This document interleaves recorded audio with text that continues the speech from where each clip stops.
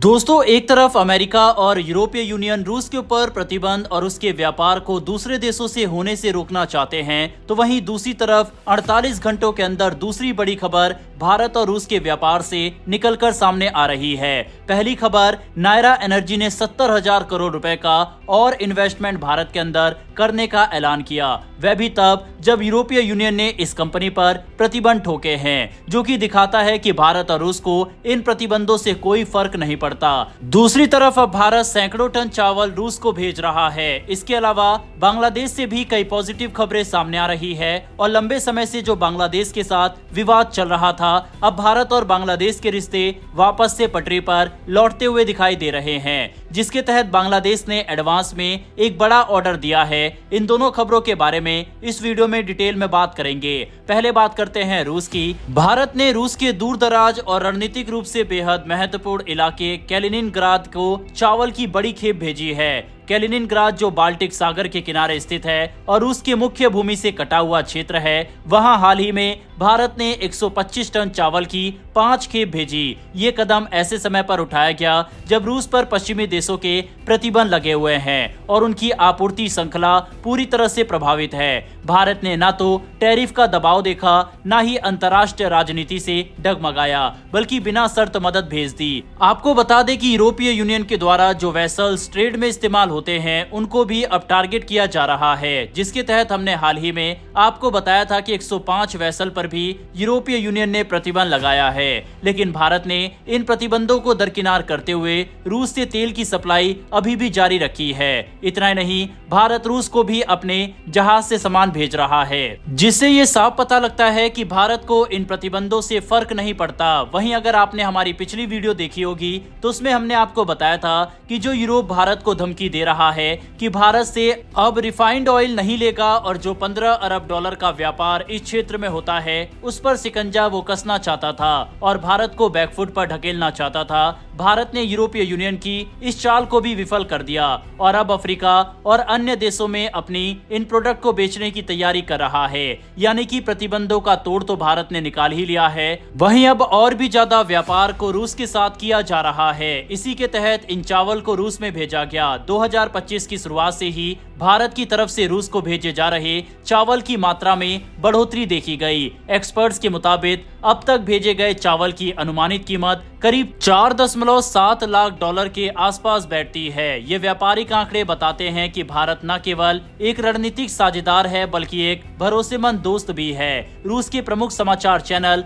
RT news ने भी इस सहयोग की सराहना की है और कहा है कि भारत और रूस के रिश्तों में कोई शक नहीं रह गया, क्योंकि 2022 में भारत ने रूस को करीब 2.1 मिलियन टन चावल निर्यात किया था, जिसकी कुल कीमत 26 मिलियन डॉलर के आसपास रही। खास बात यह है कि भारतीय बासमती चावल रूस में तेजी से लोकप्रिय हो रहा है। मार्च 2023 से फरवरी 2024 के बीच बासमती चावल की 10,482 खेप रूस भेजी गई, जो पिछले साल के मुकाबले 10% अधिक है। इनका कुल मूल्य करीब 56.65 मिलियन डॉलर तक पहुंच गया है। बासमती की खास खुशबू, स्वाद और कम ग्लाइसेमिक इंडेक्स जैसे गुण रूस के उपभोक्ताओं को खूब भा रहे हैं। लेकिन दोस्ती सिर्फ एक तरफा नहीं होती। जब भारत को खनिज फर्टिलाइजर की जरूरत पड़ी, तब रूस ने भी अपनी दोस्ती निभाई। राष्ट्रपति व्लादिमीर पुतिन ने खुद इस मुद्दे को गंभीरता से लिया और अपने अधिकारियों से भारत की डिमांड पर तुरंत कार्रवाई करने को कहा।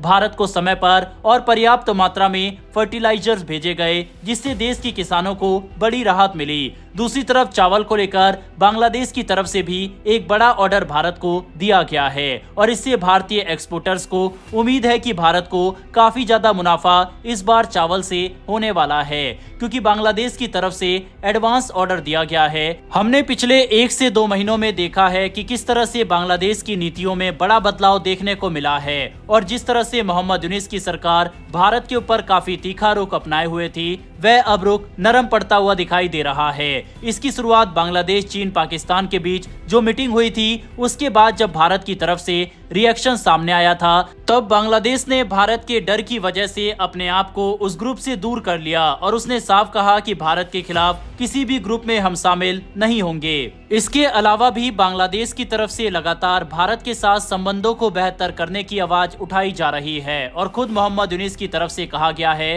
कि हम चाहते हैं कि भारत के साथ हमारे रिश्ते और मजबूत हो। यानी कि जो हाल मालदीव का हुआ वही अब बांग्लादेश का भी हो रहा है। मालदीव के साथ संबंध भारत के इतने अच्छे हो गए हैं कि अब भारतीय प्रधानमंत्री नरेंद्र मोदी मालदीव के दौरे पर निकले हैं और इसी तरह का हृदय परिवर्तन बांग्लादेश का भी देखा जा रहा है। बांग्लादेश की सरकार ने हाल ही में 9 लाख टन चावल आयात करने की योजना बनाई है। देश के चावल मिल्स और निर्यातक इसे एक बड़ा अवसर मान रहे हैं। भारत पहले ही दुनिया के कुल चावल निर्यात का लगभग 46% निर्यात करता है और इस फैसले के बाद भारत को सबसे ज्यादा फायदा मिलने की उम्मीद है। बांग्लादेश का ये फैसला समय से पहले लिया गया है क्योंकि वहां भारी बारिश की वजह से खेती प्रभावित होने की आशंका है। खास तौर पर आमन धान की बुआई पर असर पड़ा है। इसी के मद्देनजर बांग्लादेश ने एक एहतियाती कदम उठाया है। राइस वेला फूड के सीईओ सूरज अग्रवाल ने बताया है कि बांग्लादेश की सरकार 4 लाख टन चावल अंतर्राष्ट्रीय टेंडरों के जरिए खरीदेगी, जबकि 5 लाख टन चावल वहां के निजी व्यापारी आयात करेंगे।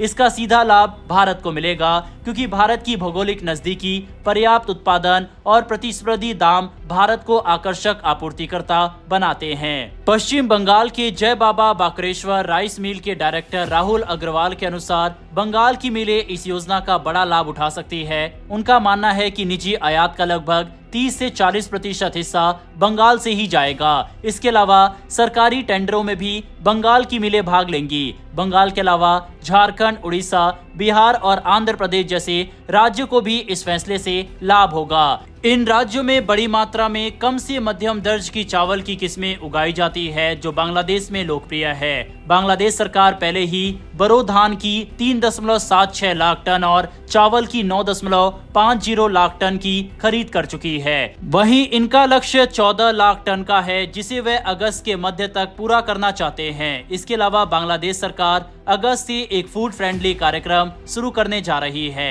जिसमें 55 लाख गरीब परिवारों को प्रति माह 30 किलो चावल महज 15% प्रति किलो की दर से मिलेगा। भारतीय निर्यातकों का मानना है कि इस कदम से भारत बांग्लादेश के बीच चावल व्यापार और मजबूत होगा। साथ ही घरेलू बाजार में भी कम से मध्यम गुणवत्ता वाले चावल की कीमतों में मजबूती देखने को मिलेगी। विशाखापट्टनम और पारादीप जैसे बंदरगाह इस निर्यात के लिए अहम केंद्र होंगे जहां से चावल बांग्लादेश भेजा जाएगा। इस पूरे घटनाक्रम को भारतीय किसानों और व्यापारियों के लिए एक सकारात्मक संकेत के तौर पर देखा जा रहा है। बांग्लादेश ने पिछले कुछ समय में जिस तरह की हरकतें की है उससे भारत का भरोसा बांग्लादेश पर वापस नहीं आएगा, लेकिन भारत बांग्लादेश से मुनाफा कमा सकता है और यही चीज भारत कर रहा है क्योंकि बजाय कि बांग्लादेश चीन या अन्य देशों से चावल खरीदे उसके लिए बेहतर यही है कि भारत से चावल खरीदे जिसका ट्रांसपोर्टेशन सस्ता पड़ता है। दूसरा, भारतीय व्यापारियों को भी इससे फायदा होता है और लोकल मार्केट से थोड़ी ज्यादा कीमत पर ये चावल हम बांग्लादेश को बेच देते हैं। भारत को ये बात पता है कि अगर हम नहीं बेचेंगे तो चीन या अन्य देश बांग्लादेश को चावल बेचना शुरू कर देंगे। इसीलिए भारत अपना मार्केट नहीं खोना चाहता। ऐसे में क्या भारत को बांग्लादेश को इन चावल की सप्लाई करनी चाहिए या फिर आगे चलकर इस पर बैन लगाना चाहिए? इस पर अपनी राय कमेंट बॉक्स में लिखकर बताइएगा। इन्फॉर्मेशन और वीडियो पसंद आई हो तो वीडियो को लाइक करके हमारी आने वाली डेली ऐसी वीडियो के लिए नीचे दिए गए सब्सक्राइब बटन को प्रेस कर बेल आइकन को जरूर दबा लें। फिर मिलेंगे ऐसी एक नई वीडियो के साथ। धन्यवाद। जय हिंद, जय भारत।